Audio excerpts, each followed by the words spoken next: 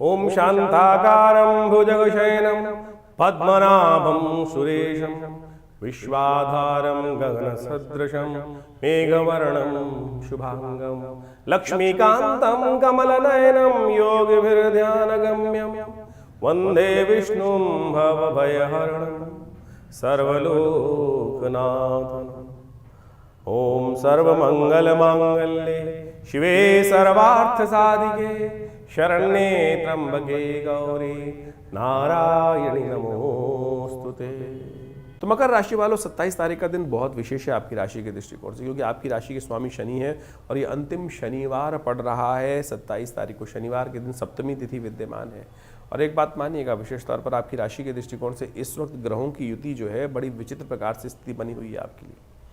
आपके लिए ऐसा योग बन रहा है कि आप छटपटा रहे हैं बहुत सारी चीज़ों को पकड़ने के लिए, और हो सकता है उसमें कई बार दांव लगाने की स्थिति भी आ जाएगी। और आने वाला पूरा वर्ष भी आपकी राशि के दृष्टिकोण से इसी प्रकार का ऐसे योग बनाएगा कि कई बार मन में छटपटाहट रहेंगी, चीज़ें आपके हाथ में आते आती थोड़ी डिले रहेंगी, और उसके लिए जब भी आप छलांग लगाने का प्रयास करोगे तो कई बार वो छलांग व्यर्थ जा सकती है। इस बात का ध्यान रखना। शनि को मनाना पड़ेगा। शनि को मनाओ, सदा सुख पाओ। ये जो सप्तमी है इस बार, जो वर्ष के अंतिम दिन पे पड़ रही है, ये शनिवार के साथ पड़ रही है, मार्तंड सप्तमी इसको कहा जाता है। जो विशेष तौर पे मार्तंड सप्तमी जो है समस्त मनोतों को सिद्ध करने वाली होती है। इत्र युक्त जल लेकर भगवान सूर्य को इस दिन विशेष तौर पे अर्घ्य देना चाहिए, और हो सके तो गुड़ का दान इस दिन अवश्य करने का प्रयास करना चाहिए। ब्राह्मणों को भोजन कराने से भी कहा जाता है इस मार्तंड सप्तमी में आपको अभयता का वरदान मिलता है, और चीज़ों में द्वंद्व जो चल रहा होता है उसको ठीक करने का रास्ता आपको प्राप्त हो जाता है। तो बड़ी श्रद्धा के साथ कार्य करने का प्रयास कीजिए। अंतिम शनिवार है, ये अंतिम उपाय मार्तंड सप्तमी के दिन जिन्होंने बताया है अवश्य करने का प्रयास करें। कि शनिवार का जो दिन संबंध है वो विशेष तौर पर सूर्य के साथ जो संबंध है, ध्यान रखें, शनि जो है वो सूर्य जो है शनि के पिता माने जाते हैं। तो इसलिए मार्तंड सप्तमी शनिवार के दिन पड़ रही है। इस उपयोग को करने का प्रयास कीजिए, कल्याणकारी आपके लिए रहेगा।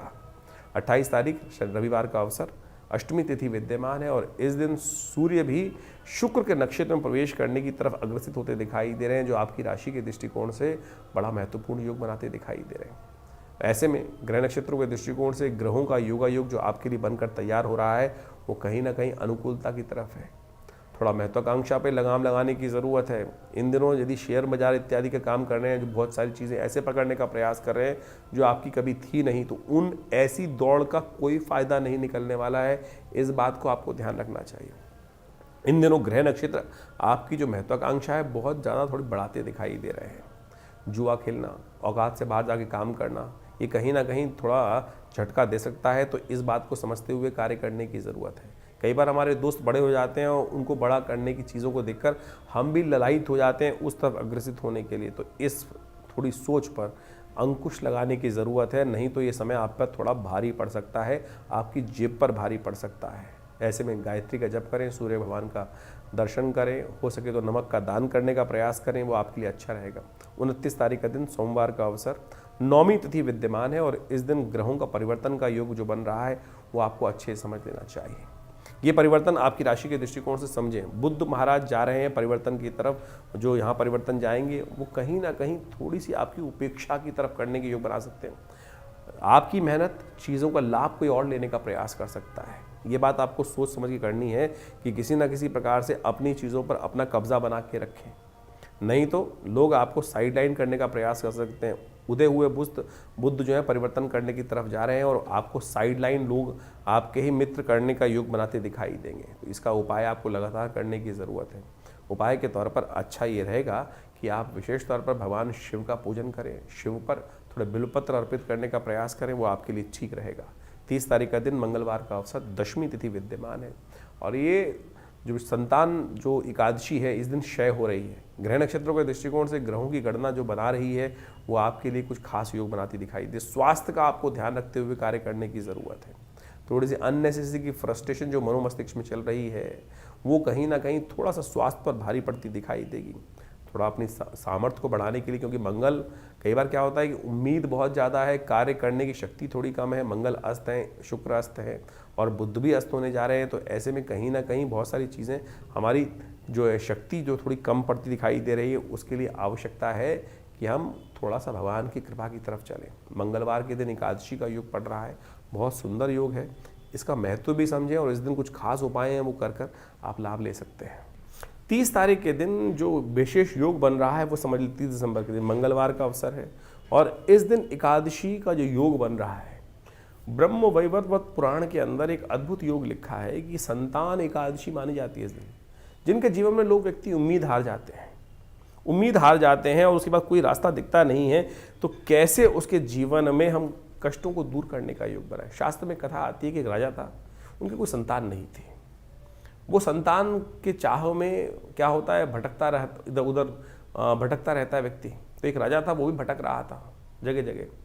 एक बार भटकते भटकते समय निकल रहा था, काफ़ी दिन हो गए थे, संतान को कोई संत महात्मा मिल जाए, उनका आशीर्वाद किसी संत के बारे में उनको बताया गया था। तो जंगल में जाते जाते उस दिन बाई चांस क्या हुआ कि सुबह से लेकर शाम तक भोजन मिला नहीं और भयावह स्थिति। जंगल में अनेक अनेक प्रकार के विभिन्न जानवर, उनकी आवाज़ें भी आए। तो राजा थोड़ा डरा भी हुआ था। तो जब डरता है व्यक्ति क्या करता है, हरि नाम का स्मरण करता है, ओम नमो भगवते वासुदेवाय, ओम नमो नारायणाय, भगवान बचाओ। ऐसी स्थिति कर रहा था, मिल तो रहे नहीं जिनके पास जाना है। तो ये कथा जो पुराण में आती है, इसी चिंतन में उपवास रखते हुए बिना कुछ खाए पिए अनायासी, कोई खाने को मिला नहीं तो ऐसे ही भटकते भटकते शाम को संत के दर्शन हुए, कहा जाता है। और उन संत ने सुंदर रूप से उस रहस्य को बताया कि भाई आज एकादशी है और एकादशी के दिन कहा जाता है जो व्रत रहता है, और इस एकादशी के दिन जो पौष मास के शुक्ल पक्ष की एकादशी होती है, तुमने अनायास ही भगवान का स्मरण, क्योंकि तुम जंगल में भटक रहे थे, भगवान का नाम का स्तवन भी चल रहा था साथ साथ, और उसके कारण से व्रत भी किया हुआ था। तो इस व्रत के प्रभाव से जो जिसकी आकांक्षा में तुम आए हो हमारे पास संतान की प्राप्ति के लिए, वो तुम्हारा व्रत अनायास ही हो गया। तो आने वाले समय में इस व्रत के प्रभाव से, भगवान की कृपा से तुमको संतान का सुंदर सौभाग्य मिलेगा। शास्त्र के दृष्टिकोण से कहा जाता है कि ये सुंदर आशीर्वाद इस स्थिति में ही निर्मित है। तो आपके जीवन में यदि कोई आकांक्षा है, संतान की आकांक्षा है, या जिससे आप हिम्मत हार चुके हैं, चीज़ें वो हो नहीं रही हैं, इस दिन व्रत करते हुए भगवान के नाम का स्तवन किया जाए और भगवान की कृपा से अद्भुत रूप से मनोरथ सिद्ध होने के योग बन जाते हैं। ये कथाएं शास्त्र में हैं, हम इनको टेस्टिमनीज की तौर पर देखना चाहिए और इस ग्रहों गणनाओं के अनुसार से साफ साफ दिखाई देता है। हमने विवेकानंद योगाश्रम में इस दिन सुंदर कार्य भी किया है।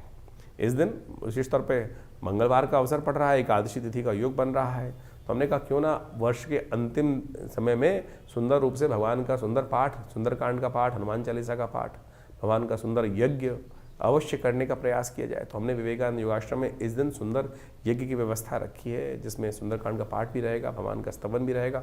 आप सब लोग सादर आमंत्रित हैं उस समय में भाग लेकर स्वयं रूप से अपने नाम से आरक्षित करके भगवान की कृपा से सुंदर योग बना सकते हैं। तो आप सब सादर आमंत्रित हैं इस कार्यक्रम में भाग लेने के लिए। मकर राशि वालों, 31 तारीख का दिन क्या खास रहेगा आपके लिए। वर्ष का अंतिम दिवस है और ऐसे में ग्रह नक्षत्रों की चाल भी बड़ी विचित्र है। इस दिन चंद्रमा उच्च के होने जा रहे हैं, जो आपकी राशि में विजय का योग बनाकर बहुत बढ़िया तरह से बैठे हुए हैं। लेकिन बुध का अस्त होना भी लोग बहुत सारे संशय डाल सकते हैं, लेकिन हमारी राशि के दृष्टिकोण से आपकी राशि के अनुसार से बुध का अस्त होना आपके लिए बड़ा अनुकूलता लेकर आ रहा है।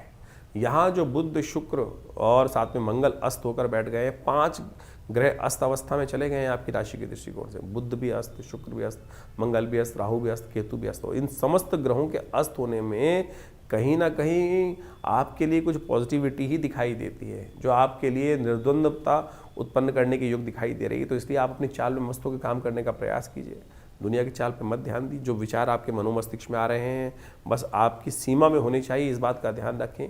बहुत ओवर एम्बिशियस ना रहिए, प्रैक्टिकल अप्रोच बनाइए, चीज़ें आपके फेवर में जाने के योग बना सकती हैं। 2026 बहुत तेज़ गति से आपकी तरफ बल पल बढ़ता चला आ रहा है और ये नई उम्मीद लेकर आ रहा है, और हमें भी दिखाई देता है कि ये वर्ष आपके लिए कई अनुकूलता, क्योंकि इस वर्ष बृहस्पति का जो ये परिवर्तन होगा वो जो आधे वर्ष बाद आपके लिए बहुत महत्वपूर्ण योग बनाकर तैयार होगा, चीज़ें आपके फेवर में लाने के योग बहुत बढ़िया से बनाएगा। 31 दिसंबर को इस बार बड़ा सौभाग्य का योग बन रहा है, प्रतिष्ठा द्वादशी बन रही है इस बार। ये प्रतिष्ठा द्वादशी बहुत खास है, ध्यान रखिएगा, क्योंकि इस दिन विशेष तौर पर कलंक का विध्वंस होकर स्वाभिमान के निर्माण का सुंदर योग बना था। भगवान राम के मंदिर का जो सुंदर सपना लेकर हम वर्षों से चल रहे थे, इसी तिथि के दिन आज से 2 वर्ष पहले सबकी कृपा से, सब लोगों के अदम्य उत्साह के कारण से राम मंदिर का निर्माण हुआ। तो हमने एक विशेष कार्यक्रम हमने विवेकानंद योगाश्रम में रखा है। इस दिन हम सब जो भगवान के सेवक के रूप में काम करने का प्रयास करें, भगवान का स्तवन करने का प्रयास करें। तो हमने विशेष एक कार्यक्रम रखा है, एक दिया जो राम मंदिर के नाम पर एक श्रृंखला चलाई है, और आप सब लोग उस कार्यक्रम में भाग लेने के लिए अवश्य हमारे आश्रम में भी आ सकते हैं। इस आश्रम पे बड़ा यज्ञ रखा जाएगा इस दिन शाम के समय। आमतौर पर 31 तारीख के दिन लोग पता नहीं कौन कौन से क्या क्या करते रहते हैं। इस बार 31, ये वर्षों बाद पड़ेगी कभी ऐसा योग कि 31 तारीख, यानी जिसको लोग विशेष तौर पर पता नहीं कौन कौन से दिवस के रूप में मनाते हैं, शराब के नशे में डूबे रहते हैं, और नया वर्ष का आरंभ भी पता नहीं नशे में डूबे हुए लोग करते हैं। और इस बार प्रतिष्ठा द्वादशी का सुंदर योग पड़ रहा है 31 तारीख को। तो हमने भी इसने विशेष तौर पर एक दिया राम के नाम, राम मंदिर के नाम पर एक कार्यक्रम की श्रृंखला चलाई है। आप सब लोग उसमें जुड़ सकते हैं। विवेकानंद योगाश्रम एक बड़ा उत्सव करने जा रहा है इस तिथि के दिन, यानी 31 तारीख की शाम को, एक दिया राम मंदिर के नाम, और बड़ा उत्सव के साथ, आनंद के साथ। ये हमारे गौरव का विषय है, ये हमारे स्वाभिमान का विषय है कि हम सब ने अपने इन नेत्रों से जिस कलंक के साथ हमारे पूर्वज जिए 500 साल तक, आज उस सुंदर वेला पर, इस सुंदर निर्माण के नवनिर्माण की वेला पर, प्रतिष्ठा द्वादशी के दिन आश्रम पर बड़ा भंडारा रहेगा, यज्ञ रहेगा, और हम भगवान का सुंदर स्तवन रहेगा। तो ये कार्यक्रम शाम को 6 बजे से आरंभ होकर रात्रि में चलेगा अच्छे लंबे समय तक। तो आप सब लोग सादर आमंत्रित हैं। विवेकानंद योगाश्रम दिल्ली में, खुरेजी में, जमुना पार में आप सब अपना स्थान को आरक्षित कर इस कार्यक्रम में भाग लेने के लिए आ सकते हैं। धन्यवाद, नमस्कार। 2025 का ये अंतिम काल चल रहा है, और अभी आपने उस प्रभाव को भी समझा कि ज्योतिष के दृष्टिकोण से क्या कुछ ग्रहों का परिवर्तन का योग है। 2025 समाप्त होने के बाद 2026 का पदार्पण ज्योतिष के दृष्टिकोण से, यदि कालगणना के दृष्टिकोण से देखा जाए तो जो आरंभ होगा ये बहुत महत्वपूर्ण है। 2026 एक नई उम्मीद लेकर आ रहा है, क्योंकि इस वर्ष ग्रहों का ये परिवर्तन कई प्रकार के नई उम्मीदों को जगाने की योग दे रहा है। क्योंकि इस 2026 में कई ग्रहों का, यदि हम देखें तो केवल एक शनि महाराज को यदि छोड़ दिया जाए तो बाकी सारे ग्रह अपनी धुरी से चलते हुए परिवर्तन का योग बनाएंगे। और इस वर्ष ज्योतिष के दृष्टिकोण से ये समस्त जो परिवर्तन है भी बड़ी उठापटक करने का योग भी बना सकते हैं।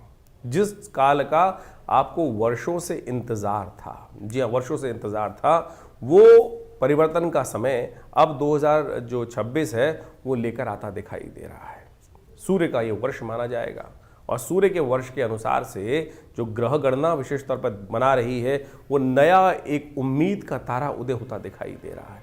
और इसके प्रभाव से इस संसार में महत्वपूर्ण लोग अपने आप को चमकाने के लिए किसी भी प्रकार से ये न कि न प्रकारेण बहुत सारी चीज़ों को आगे बढ़ाने की स्थिति उत्पन्न करेंगे। इस वर्ष बृहस्पति जो 26 में देखें तो बृहस्पति महाराज अपने उच्च की राशि पर पूरा प्रभाव उत्पन्न करने की योग बनाएंगे, और इसका प्रभाव बहुत सारी राशियों पर अनेक अनेक चीज़ों को देखने को मिलता दिखाई देगा। इसका प्रभाव यदि हम सही रूप से समझ लें और अपनी राशि के दृष्टिकोण से जो हमने आपको बताया है उसके अनुसार से यदि कार्य करने का हम प्रयास कर लें। देखिए, ज्योतिष के दृष्टिकोण से बात को हमें समझना चाहिए कि समय तो जो चल रहा है वो एक जैसे ही चल रहा है सबके लिए, लेकिन कई लोग हैं जो बुद्धिमानी के दृष्टिकोण से उस समय का लाभ उठाते हुए, उस समय को पहचानते हुए, उस समय के अनुसार से कार्य कर कर उस हवाओं के साथ बहते हुए पता नहीं कहाँ से कहाँ निकल जाते हैं, और कुछ अपने कर्म को हवाओं के विपरीत करने का प्रयास करते हैं, और वो कई बार बहुत ज़्यादा अधिक परिश्रम करने के बावजूद भी सफल नहीं हो पा रहे हैं। तो समझ लेना चाहिए कि समय के विपरीत चल रहे हैं।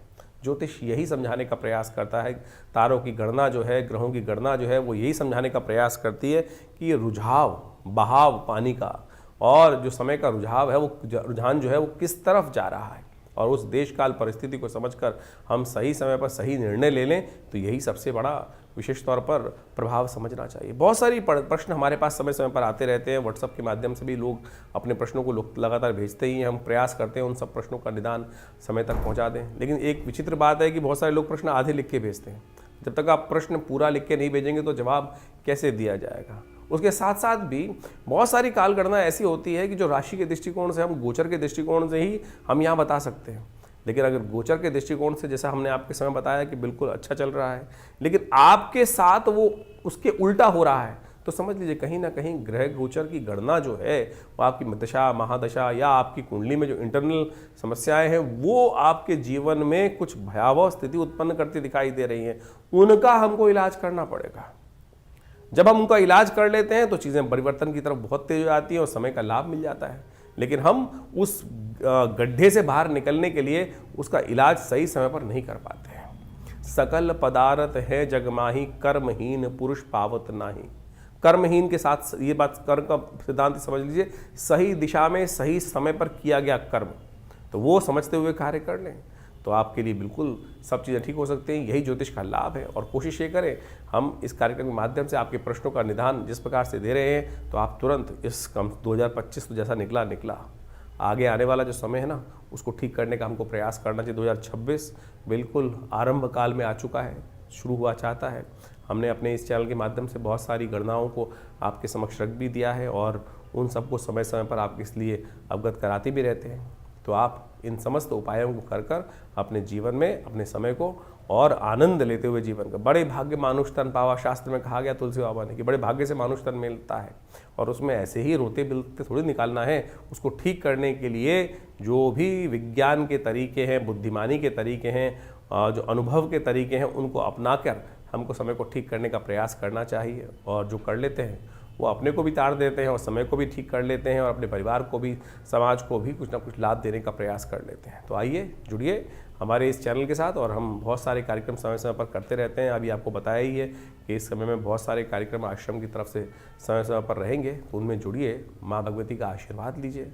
जो नया वर्ष आ रहा है उसकी उम्मीद दिखाई देती है कि ये सूर्य का कांति का वर्ष है और बहुत तेज वाला वर्ष है और बहुत अद्भुत प्रकार से जीवन में परिवर्तन के योग लेकर आता दिखाई दे रहा है। आशा करते हैं कि आपके लिए भी बहुत सुखद रहेगा।